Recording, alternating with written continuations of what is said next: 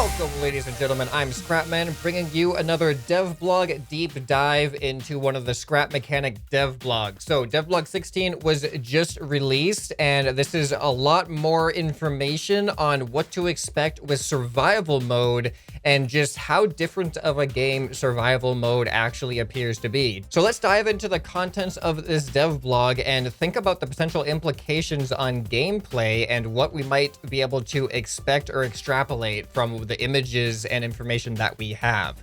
All right, so we got these things right here. It's going to go into some detail about what these things are, but let's read the introduction here. So the purpose of this is to dig deeper into some of the survival mechanics and consumables that they've been working on. And they've finally given us a kind of answer to the question that everyone's been asking for years now: when is survival coming out? So they're feeling more confident with their release date, but they don't want to really commit to anything just yet in case they want to start adding and optimizing more things. But they claim that the goal is to have survival in our hands by 2019. It is not a promise, just a goal.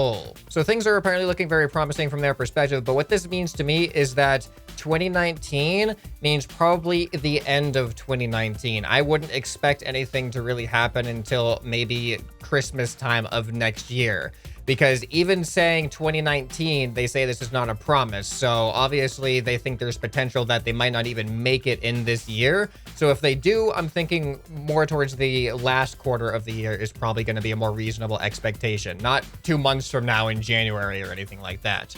All right, so let's get a look at what these things are. These are resource containers, apparently. So right now they have 6 working containers. That implies there's potential to be more. They have gas, ammo, battery, seed, fertilizer, and water. So this looks like gas. This is definitely battery. This is the water one, clearly. I'm assuming this is either seed or fertilizer. This is probably seed. This is probably fertilizer.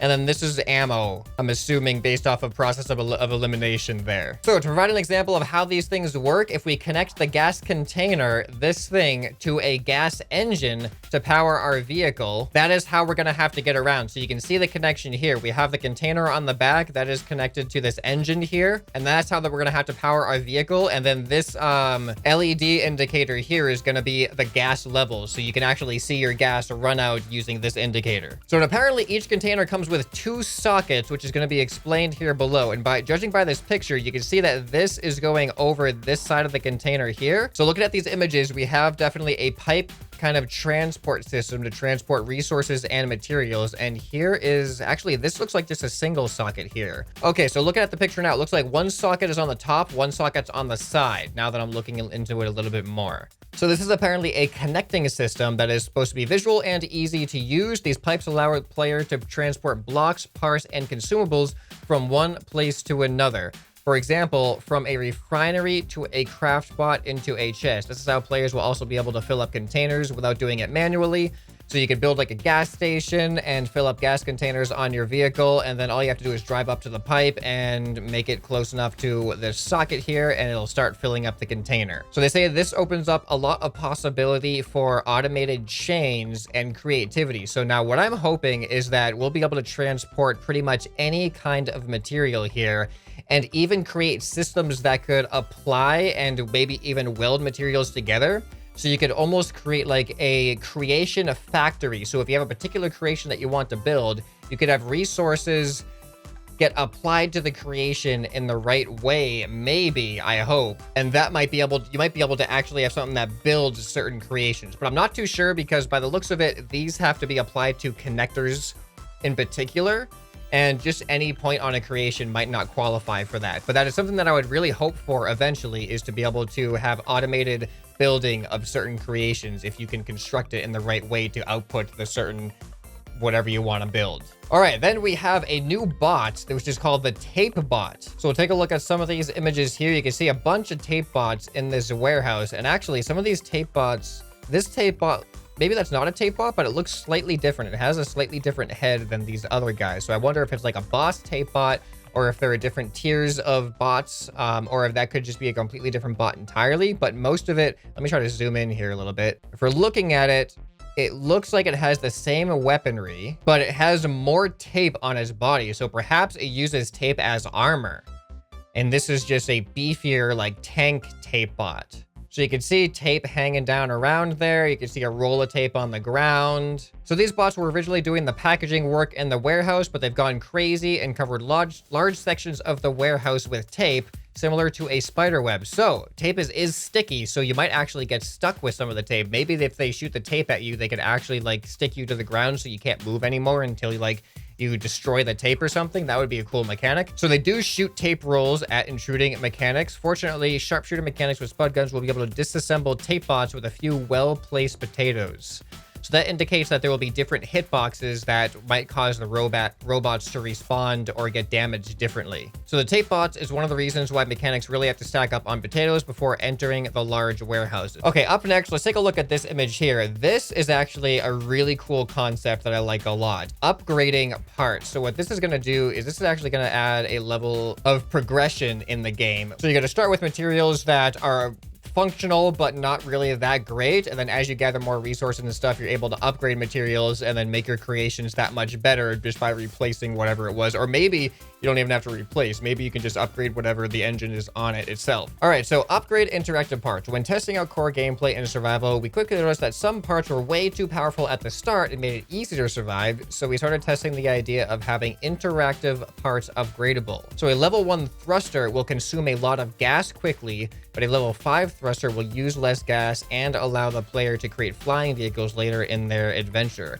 So that's interesting, is a thruster will basically be like a booster at first, and you won't be able to fly with it because it wouldn't last long enough to keep yourself up in the air. But then as you get more materials to upgrade it, then you can actually create flying vehicles. So that's cool that a single material will essentially have different uses depending on what level it is. So the interactive parts are going to be upgraded by using component kits found in the world. So scavenger hunting is going to be really fun. All the interactive parts will also change looks with each level, making it easy to spot how upgraded they are. The higher the level, the better they look, and sounds. So we're going to have different sounds for all of them. Oh, I really want to know what this sounds like compared to this. So the next devlog is going to show them in game. All right, so we have a new encryptor. Some of you may remember that they released a teaser of an encryptor block a while back, and the purpose of the encryptor block is that if it's on the creation, it hides the creation connection, so you can't see what's wired up to what or what blocks are in it based off of using your connection tool. This is a different encryptor. So this encryptor makes creations that are indestructible until this encryptor is removed. And this is what confuses me here. Or the creation gets blown up. I would assume that if it's indestructible, the creation wouldn't get blown up. Or perhaps it means, or unless the encryptor gets blown up. So this part will protect your creations from other players and farm bot encounters. So make sure you hide it well. Okay, so now we have an update on, you might recognize this from the last devlog. This is the challenge mode.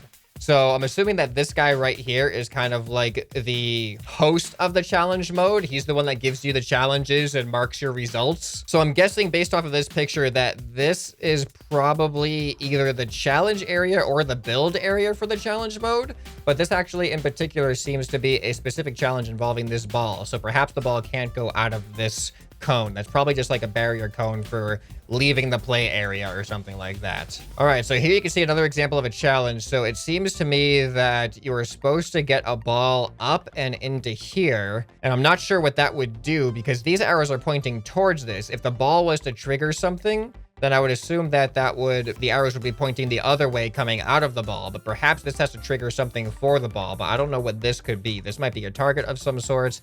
This looks like a big button to me. You might have to create something that can push that button. So this picture, what I'm assuming this is, based off of what I can see, is this is probably the chest that gives you all the materials you can build for the challenge, because I think each challenge is going to give you a limited set of materials. So what's awesome about this is they hope to release this in time for Christmas, which is just a month away. So this could be out next month, which would add for some awesome content on the channel. So it comes with 40 challenges by default, but modders will be able to create their own challenges and put them on the workshop. So this is going to probably result in a new series, like an actual challenge series on the channel. Let me know what you guys think about that down in the comments. And I'm sure you guys are going to create like the most difficult challenges for me. And I can just imagine the frustration you guys are going to make for me if I do a challenge series. So maybe I won't do it. You know, I don't have to do it. Maybe I won't.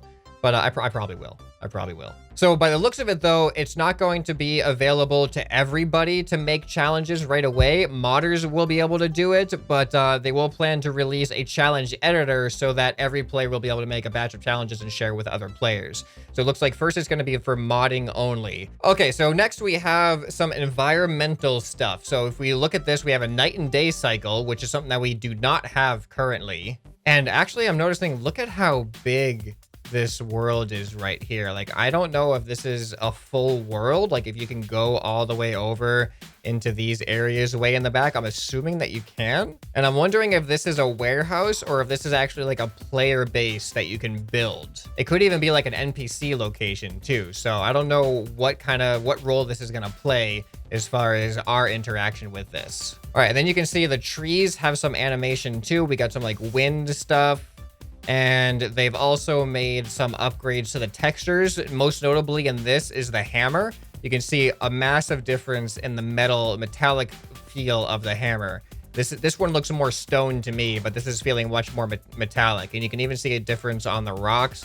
There's more of like a shine to them as well. So here's our explanation for what we're seeing here. So they're giving the lighting and shaders a facelift to make things look much better. They haven't really done any graphic improvements for a long time, and they want survival to have a much stronger mood and atmosphere. So for example, the metal material as we see here is made to look much stronger and much more shiny. They've remade the vegetation. They've made the trees and rocks look better. And they've also apparently made adjustments to the resource gathering mechanic, which we don't have anyway. So it's hard to know what the adjustment is when we don't know what the original was really like. And apparently they got some more graphical improvements in the works too. And that wraps up this dev blog. So this seems like a lot of really interesting content to be looking forward to, but not for a while, except for the challenge mode will be pretty soon.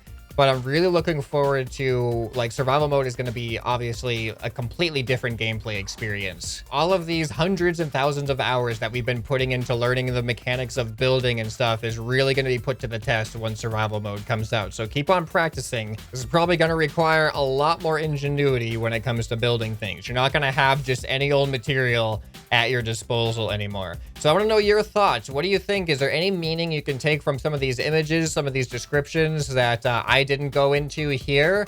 Any implications that I may not have thought of? I think it's going to be really awesome once all this stuff starts getting released into the game, or once we get released into this game, rather, considering how expansive it seems to be getting. But let me know if you enjoyed the devblog deep dive. This isn't something I do very often, mostly because devblogs don't really come out very often, but I always enjoy doing it and thinking about the implications and what we might be able to do with the new information in the future. Anyway, this has been ScrapMan, and I'll see you next time. Bye.